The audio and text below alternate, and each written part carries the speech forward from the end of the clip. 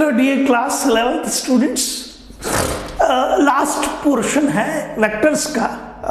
ये लेक्चर के बाद मैं एक और लेक्चर लूंगा, but it is almost be finished with every kind of questions, every kind of problems. आज हम फिर से मैंने कहा था कि हम दो पार्ट पे बात करते हैं, one is concept builder and one goes out to be as advanced learner.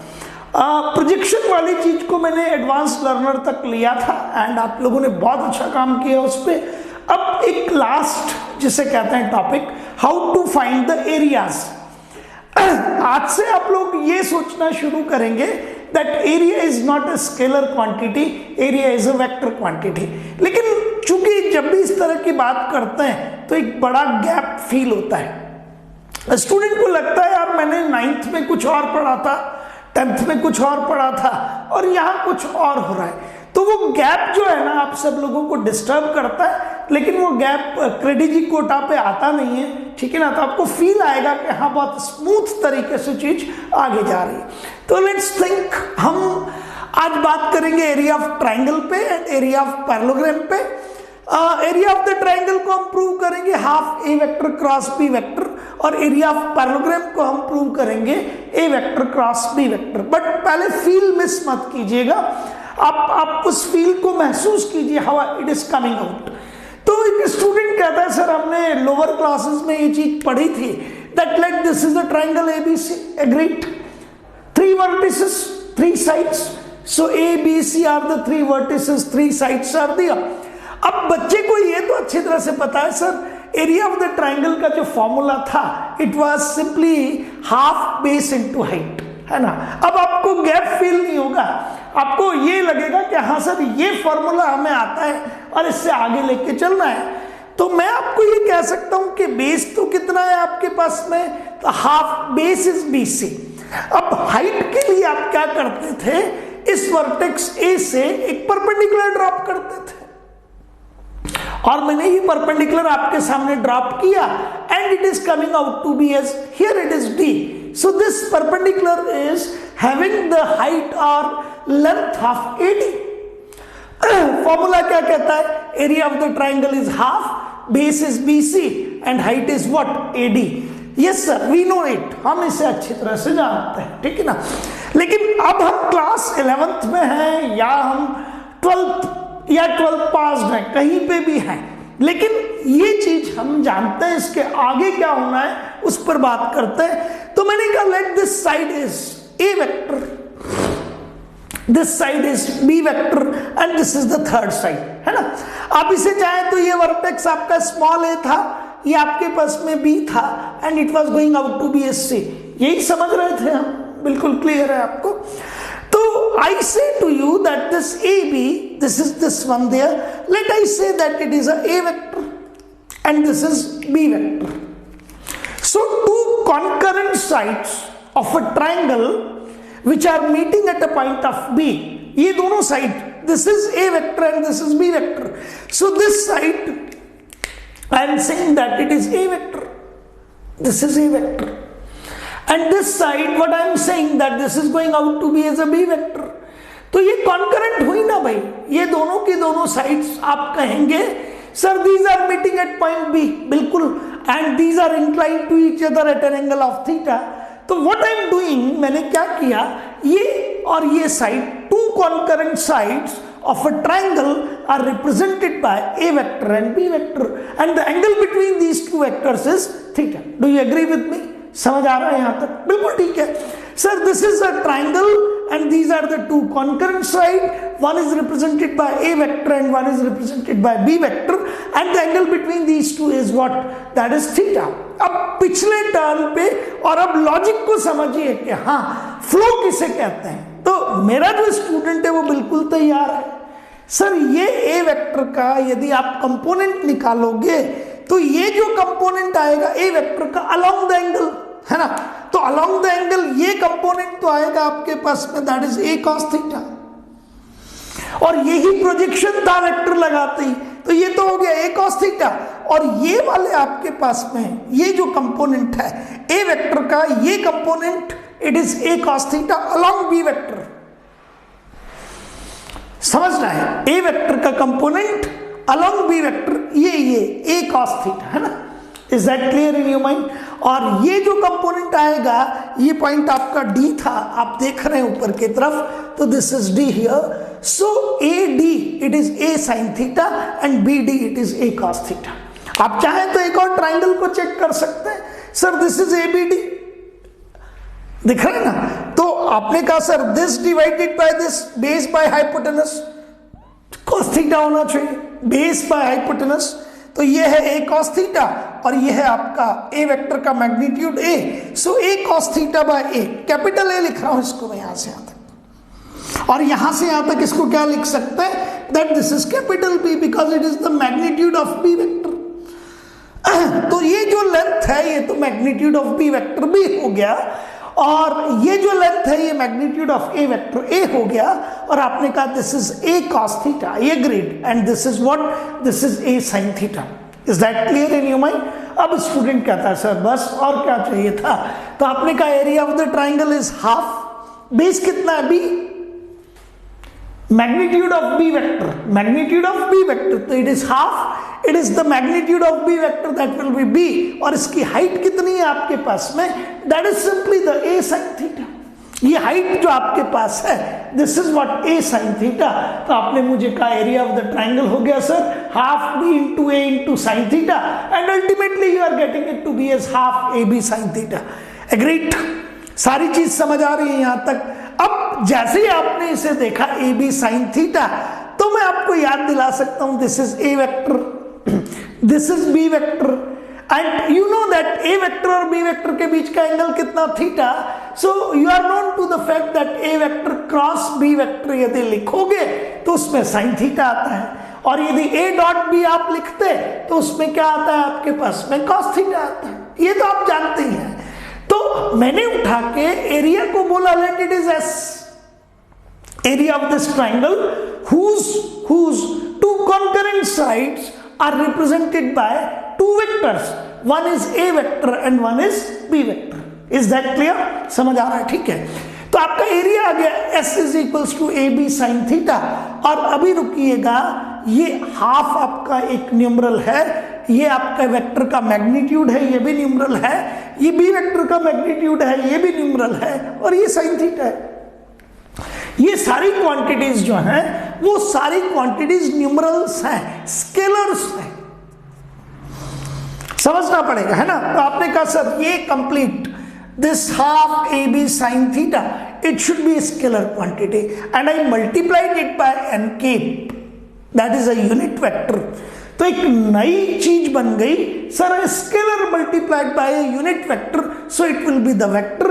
तो अब ये S नहीं रहा, ये n कैप को हटा दो तो ये S है, ये S का आपके पास में वैल्यू है, और जैसे ही आप n कैप यहां लगाते हैं, अब आप कहते हैं sir it will be a vector quantity and we call it as area vector. और एरिया वेक्टर S वेक्टर को वेक्टर किसने बनाया, n कैप ने, है ना। तो एरिया वेक्टर S वेक्टर का वही डायरेक्शन होगा जो n कैप का है, एरिया वेक्टर S वेक्टर का वही डायरेक्शन होगा जो n कैप का है। इज दैट क्लियर, क्यों, क्योंकि इसको वेक्टर ही किसने बनाया, n कैप ने।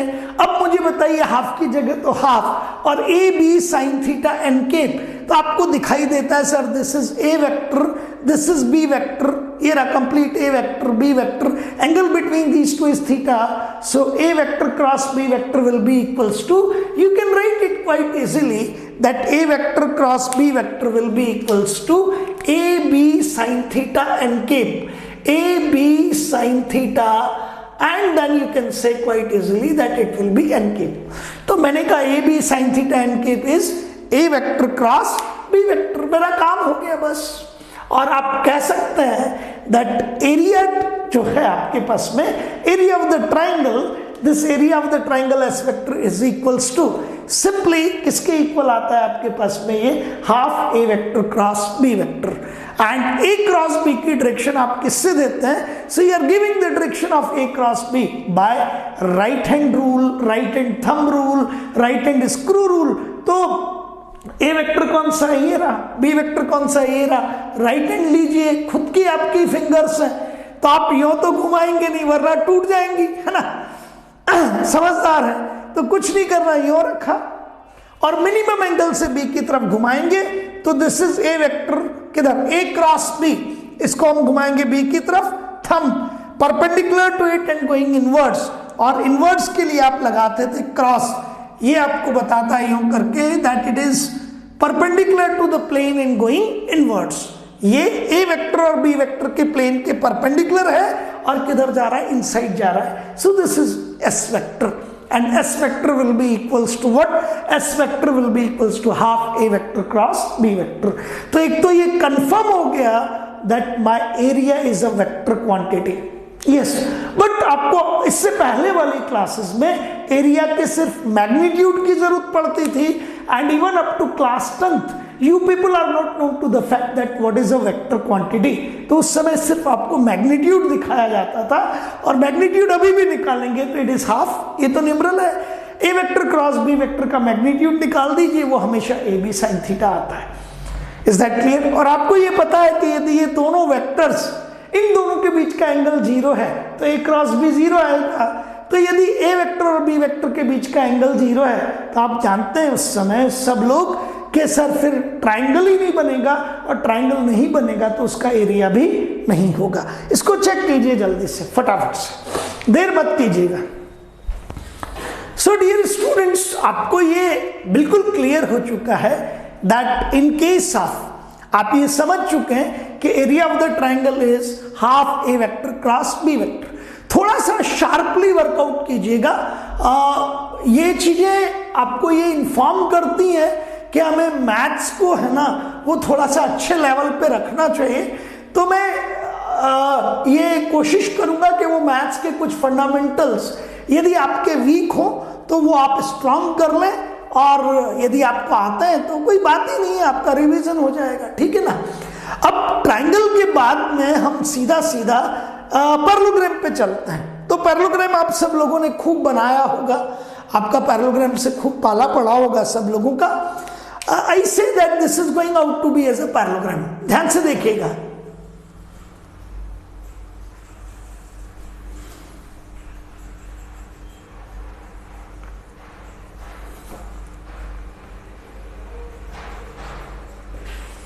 एग्रीड। अब इस पैरेललोग्राम को देख के आपको कुछ याद आ रहा होगा, क्योंकि हमने लॉ ऑफ पैरेललोग्राम पे बहुत काम किया है। अभी मैं पहले आपको ये बता देना चाहता हूं, late this is A, this is B, this is C and this is D। so ABCD is a parallelogram। यहां लिख रहा हूं मैं ABCD is a parallelogram, पूरा नहीं लिख रहा हूं, ये पैरेललोग्राम हो गया, एग्रीड। लेकिन इससे पहले आपको एक ट्राइंगल मैंने शो किया था, उस ट्राइंगल को मैं दोबारा शो कर रहा हूं आपको। सो this is ABC, it is a triangle. बहुत ध्यान से समझिएगा,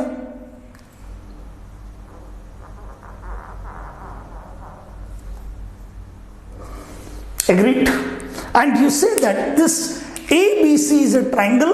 वापस से this is triangle ABC, और मैंने आपको बताया that parallelogram is, पूरा नहीं लिख रहा हूं मैं, parallelogram is ABCD, है ना। और एक और काम कीजिएगा सबके सब बच्चे, अभी मैं AB को लिखूंगा A वेक्टर, क्योंकि AB था ही A वेक्टर, और BC को लिखूंगा आपके सामने, it goes out to be is nothing but it will be the B vector. अभी इसको शो कर दूंगा, ठीक है। लेकिन पहले मुझे ये बताइए, if I am viewing it ABCD as a parallelogram, agreed, then this AC is a diagonal, this AC is a diagonal, and there is a theorem, there is a theorem, be careful,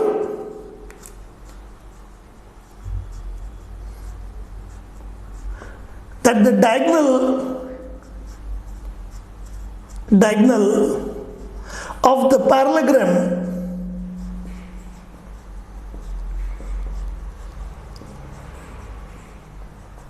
divides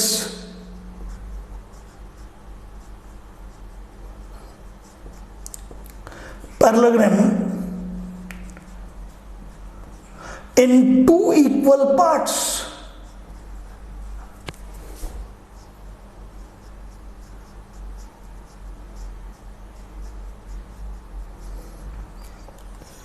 be careful. आपने मुझे कहा कि एक theorem है, ये हमारी जो 9th 10th class थी उसका मैथमेटिक्स, इसलिए मैं बार बार कहता हूं हम क्रेडिजी पे क्लासेस भी अभी शुरू कर रहे हैं। After Diwali holidays we will start it. And बहुत इंपॉर्टेंट चीज है डियर स्टूडेंट्स कि ये आपका थ्योरम कहता है कि यदि आप किसी पैरेललोग्राम को एक डायगोनल यदि डालते हैं तो ये जो डायगोनल है आपका AC, ये मेरे पैरेललोग्राम को 2 इक्वल पार्ट्स में डिवाइड करता है। और सिर्फ ये नहीं, suppose you are going for the diagonal of BD, मैं ब्लू कलर से शो कर रहा हूं उसको, तो आपको यदि कोई कहता है sir I am going for the diagonal of BD, तो ये डायगोनल BD भी मेरे इस पूरे के पूरे पैरेललोग्राम को 2 इक्वल पार्ट्स में डिवाइड करता है, जिसमें पहला हिस्सा ये रहा आपका ABD एंड दूसरा हिस्सा ये रहा दिस इज BDC। और आप कहेंगे कि सर जो हल ABD या ADB का है, this part is it viewable to you? This is of blue colour and this is of red colour. अभी मैं इनको रिमूव करूंगा फिर, बट यू कैन से कि सर जो डायगोनल है BD उसने मेरे इस पैरेललोग्राम को 2 इक्वल पार्ट्स में डिवाइड कर दिया। एग्जैक्टली मींस जो एरिया ABD का है सेम एरिया BDC का है। तो either you go for the diagonal BD, ठीक है, या फिर मैं कहूं कि नहीं मुझे ये वाला डायगोनल नहीं चाहिए, I am going for the another diagonal and you can go for it and that goes out to be as what, जिसको मैंने रेड कलर में शो किया था, and this diagonal is AC। ये डायगोनल कौन सा है आपका? तो ये डायगोनल कोई और डायगोनल नहीं है, this diagonal is simply going out to be as, ये मेरा डायगोनल है AC।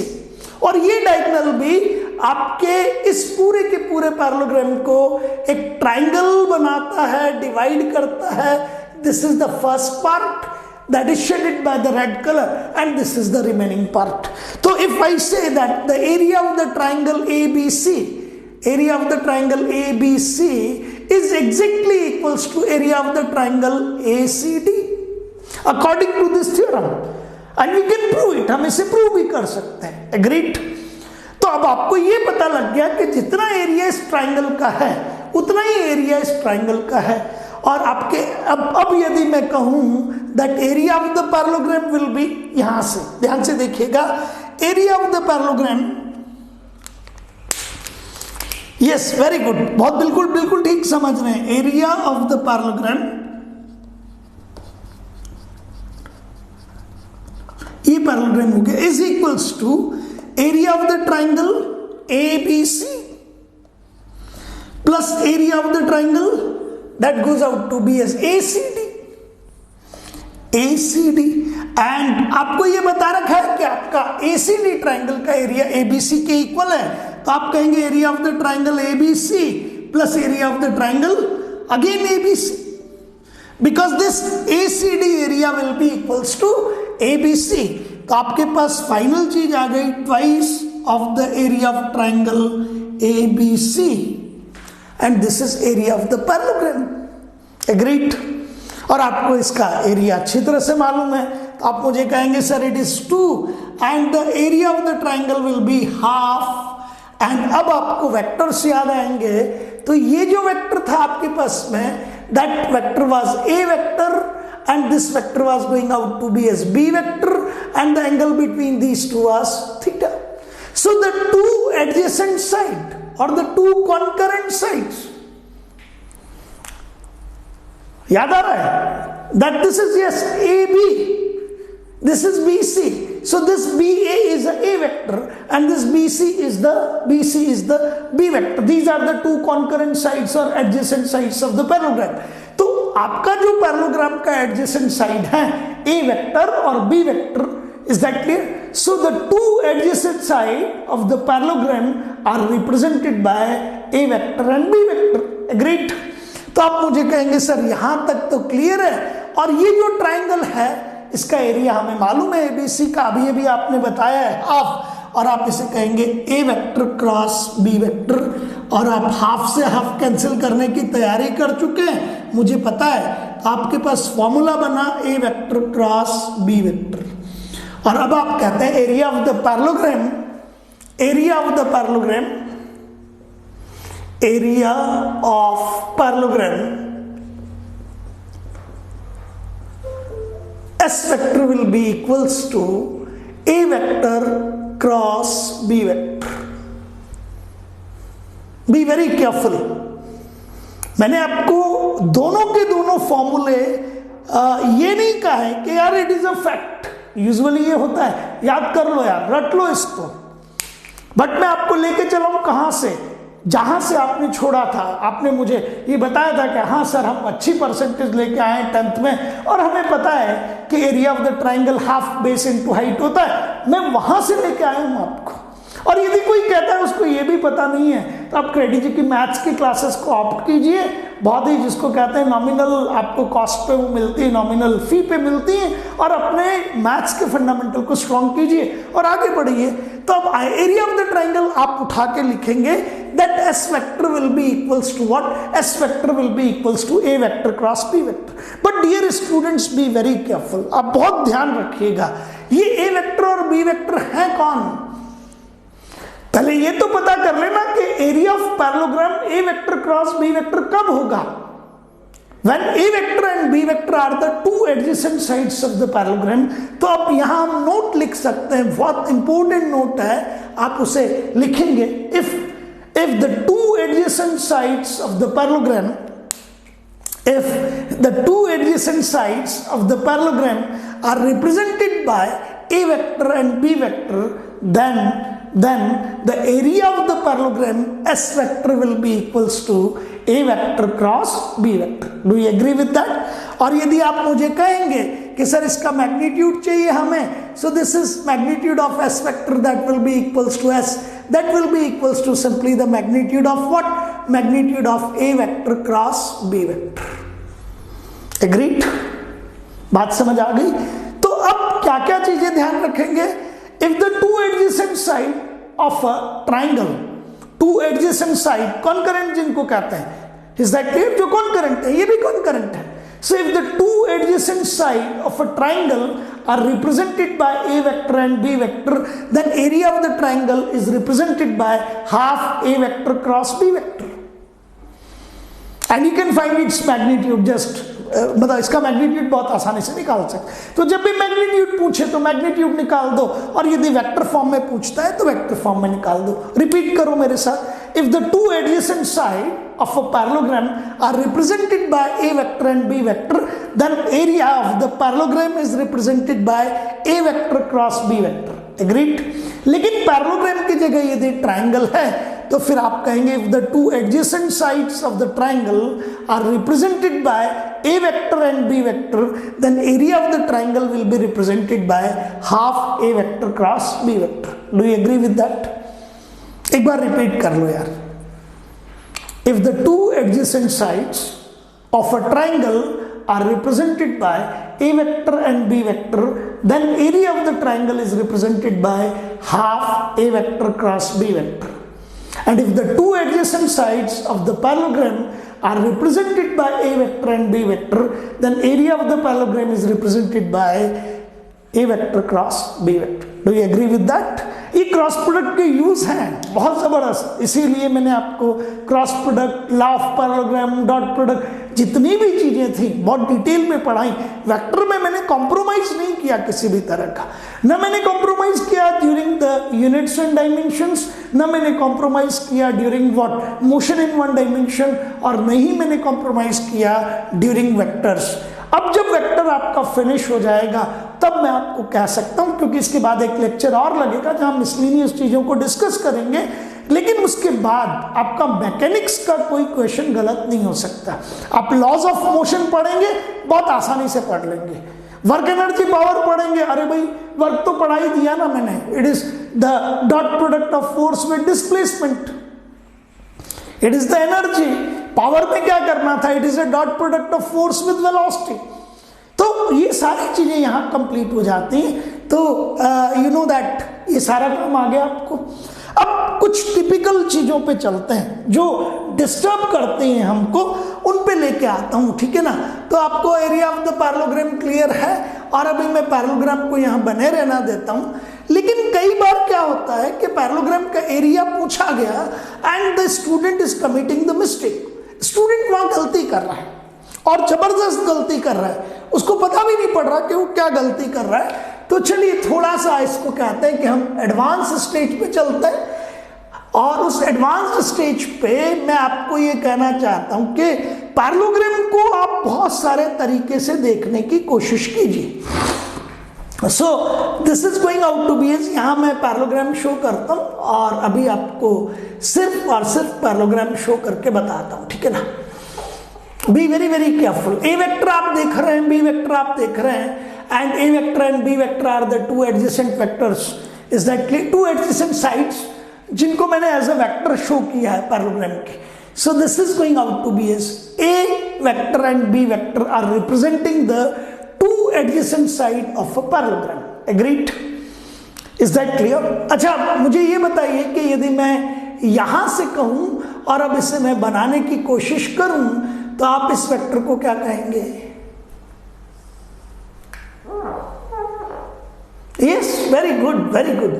So this goes out to be S, ये आपका, बिकॉज दोनों पैरेलल हैं और दोनों का मैग्नीट्यूड सेम है। और यार पैरेललोग्राम की बात कर रहे हैं ना, तो जो लेंथ इस साइड का है वही लेंथ इस साइड का है, और दोनों पैरेलल टू ईच अदर है, तो जो डायरेक्शन इसका है वही डायरेक्शन इसका है। तो यदि मैंने यहां एरो लगा दिया तो it will be definitely a vector. So this is B vector, this is A vector, this is A vector, और ए डी वेक्टर लोगे तो ए से डी तक एक वेक्टर बना दो, वो भी बी वेक्टर है, कंफर्म है। अब आपको मैं एक वेक्टर के साथ लेके चलता हूं, and I am calling it to be S, be very careful, this red colour vector is P vector. Agreed?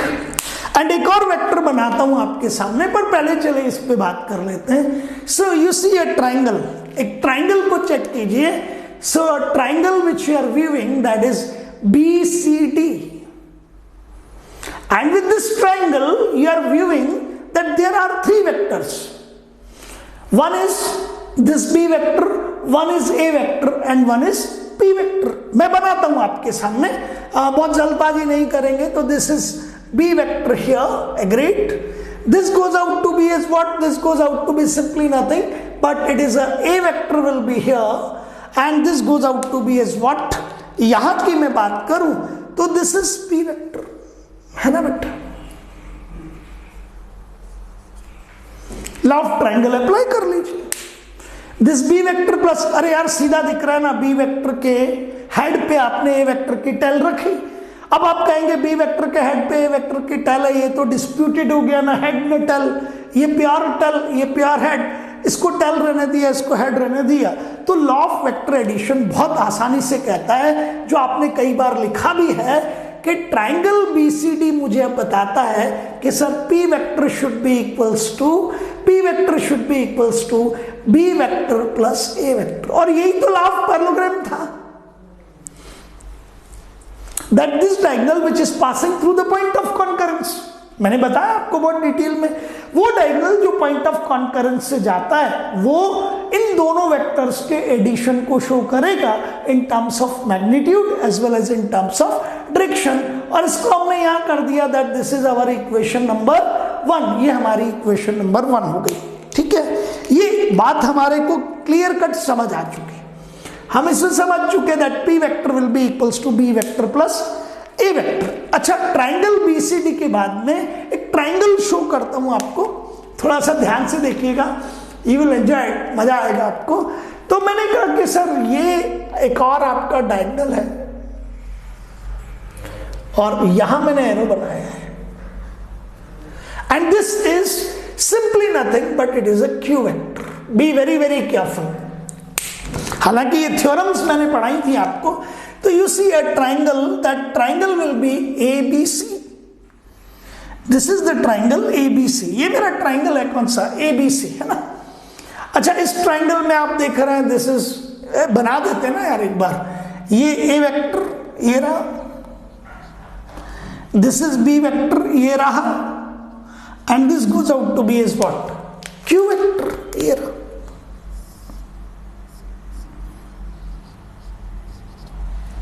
तो B वेक्टर के हेड पे क्या करा आपने? सर ये B वेक्टर का हेड था, इस पे Q वेक्टर की टेल रख दी।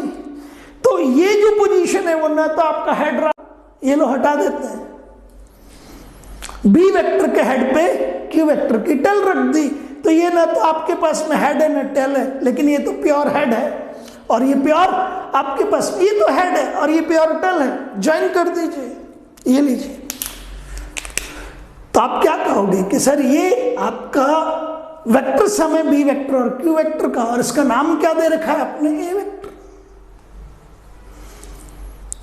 इसके हेड पे इसका टेल, तो आप कहोगे sir B vector plus Q vector should be B vector plus A, it is इन दोनों का सम बी वेक्टर और क्यू वेक्टर का, this is A vector.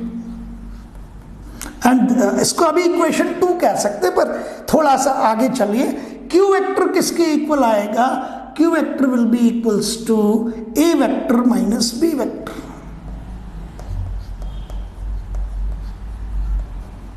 And this is equation number 2, ये इक्वेशन नंबर 2 है। Do you agree with me, समझ रहे हैं आप मेरी बात को? तो एक तो हो गया, मैंने आपको ये चीज जब मैं लॉ ऑफ पैरेललोग्राम पढ़ा रहा था तब बताया था कि वो डायगोनल जो पॉइंट ऑफ कॉन्करेंस से पास आउट होगा वो डायगोनल तो क्या कहलाता है, वो तो काम करता है वेक्टर सम का, और वो डायगोनल जो पॉइंट ऑफ कॉन्करेंस से पास आउट नहीं होगा। अरे यार पैरेललोग्राम में 2 ही तो डायगोनल होते हैं, इस पैरेललोग्राम में 2 ही तो डायगोनल है, एक तो है जो पॉइंट ऑफ कॉन्करेंस से पास आउट हो रहा है, वो तो पी वेक्टर हो गया, जिसे आप यूजुअली रिजल्टेंट कहते थे।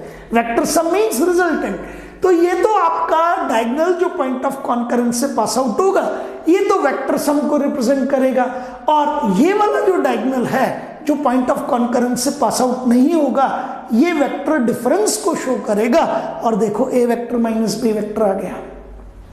आ गई बात समझ में? अब कुछ मत करो, आप सिर्फ और सिर्फ इक्वेशन 1 को ऐड कर दीजिए, इक्वेशन 1 प्लस इक्वेशन 2, ये लीजिए। तो इक्वेशन 1 प्लस 2 करेंगे तो आप मुझे कहेंगे sir P vector plus Q vector किसके इक्वल आ जाएगा, तो आपका ये ऐड कर दो, बहुत आसान है यार। देखो आपका बी वेक्टर से B vector cancel and it will be twice of A vector, और आप मुझे कह सकते हैं कि सर ए वेक्टर किसके इक्वल होता है, A vector will be equals to divided by 2 means half of P vector plus Q vector. समझना ये बहुत इंपॉर्टेंट चीज है, इस पर ये एडवांस वाला काम है, यहां हम आगे आ चुके हैं। इन जनरल स्टूडेंट दूर भागता है इन चीजों से। देखो पढ़ाई केक वॉक नहीं है, दिमाग लगाना पड़ता है इसमें, ये क्लियर है। ये चीज हम डायरेक्टली भी पढ़ चुके हैं कि आपका ये जो डायगोनल है ये रिप्रेजेंट करेगा सम ऑफ द वेक्टर्स को, और ये भी हम पढ़ चुके हैं कि ये जो डायगोनल है वो डिफरेंस ऑफ वेक्टर्स को रिप्रेजेंट करेगा। तो मैंने आपकी ये दोनों इक्वेशन लिखी, समझाई और इनको ऐड किया, तो P vector plus Q vector, आपका बी वेक्टर से B vector cancel twice of A vector. अब यदि मैं आपसे कहूं कि 1 माइनस 2 भी कर लूं तो इट इज इक्वेशन 1 में से इक्वेशन 2 को सब्ट्रैक्ट कर देते हैं, दिस माइनस दिस, ठीक है, P vector minus Q vector, ये लीजिए। एग्री? तो साइन चेंज होगा, ए वेक्टर कैंसिल हो जाएगा और ये ट्वाइस ऑफ बी वेक्टर आ जाएगा, और आप मुझे कहोगे sir B vector will be equals to half of P vector minus Q vector, and this is equation number 4। Agree? हम बहुत इंपॉर्टेंट काम अब करने जा रहे हैं, समझना उसको, है ना, it is very very important. तो कई बार क्या होता है कि आपके पैरेललोग्राम में एडजेसेंट वेक्टर्स नहीं दिए होते हैं, so I am known to the parallelogram and I am known to the formula that how to find the area of the parallelogram, लेकिन मैं एरिया ऑफ द पैरेललोग्राम का formula A vector cross B vector, I am not applying it as a blind, I am not applying it as a blind student कि 2 vector मिल गए cross product निकाल दो यार। अरे यार मुझे -1 थोड़ी लाना है, जिंदगी खराब थोड़ी करनी है। यदि आप देखोगे तो नीट एग्जामिनेशन में जिस स्टूडेंट के 617 मार्क्स है ना, 617 मार्क्स का एक स्टूडेंट नहीं है, मोर देन 500 स्टूडेंट्स हैं। एक नंबर पे 500 स्टूडेंट होते हैं, तो आप जबरदस्ती में गलत कर गए तो पता नहीं कब मेरिट से बाहर हो जाओ। तो बच्चा कहता है sir yes I know the formula, that area of the parallelogram is A vector cross B vector, but I am a sensible fellow. मुझे पता है कि A वेक्टर और B वेक्टर का क्रॉस प्रोडक्ट मुझे एरिया ऑफ द पैरेललोग्राम देगा, लेकिन A vector और B वेक्टर होने क्या चाहिए? A vector and B vector should be the two adjacent sides of the parallelogram. ये दोनों आपके पैरेललोग्राम की दो एडजेसेंट साइड्स को रिप्रेजेंट करने चाहिए और कॉन्करेंट होने चाहिए। एग्रीड? अब आपका एग्जामिनर कहता है I am having a parallelogram but one of the diagonal is this one and another diagonal is this one। जैसे मैं बोल दूं आपके सामने एग्जाम्पल के फॉर्म में that a parallelogram is having one of the diagonal as ik plus jk plus kk and another diagonal as 2ik minus jk plus 3kk। Find the area of this parallelogram। अब जो senseless students हैं, usually 95 to 98% लोग senseless हो जाते हैं। अरे यार एक वेक्टर दे रखा था, दूसरा वेक्टर दे रखा था, रट्टा मारा हुआ है, किसी ने भी ज्ञान बांट दिया, अरे यार फॉर्मूला बेस्ड क्वेश्चन आ जाता है कर देंगे, उसने उठा के उन दोनों का क्रॉस प्रोडक्ट कर दिया और सब कुछ किया, टाइम इन्वेस्ट किया, फॉर्मूले के साथ में सॉल्यूशन बनाया और जीरो नहीं आया, -1 आया। अरे यार ये ए क्रॉस बी में A vector cross B vector, ये एरिया ऑफ पैरेललोग्राम कब है? जब ए वेक्टर और B vector are the two adjacent sides और the two concurrent sides. Adjacent concurrent तुम समझते हो, बट अभी तो वो कह रहा है कि मेरे पास में find the area of the parallelogram whose two diagonals are, whose two diagonals, जिसके दो diagonal ik plus jk plus kk and 2ik minus jk plus 3kk पे। तो यार ये डायगोनल तो होते नहीं है।